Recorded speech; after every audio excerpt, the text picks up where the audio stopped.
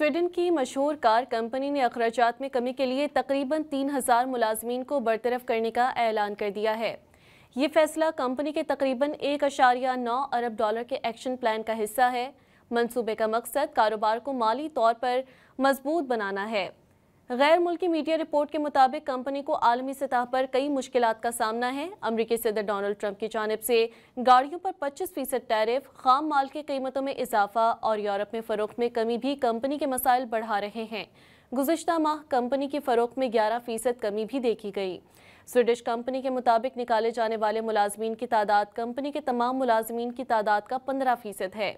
Company की मौजूदा माली सूरत हाल को देखते हुए ये मुश्किल फैसला लेना ज़रूरी है। ऑटो इंडस्ट्री को इस वक्त शदीद मुश्किलात का सामना है और हम चाहते हैं कि मुस्तकबिल में एक मजबूत, पायदार और मुस्तहकम अंदाज में अपने ऑपरेशंस को आगे बढ़ाएं।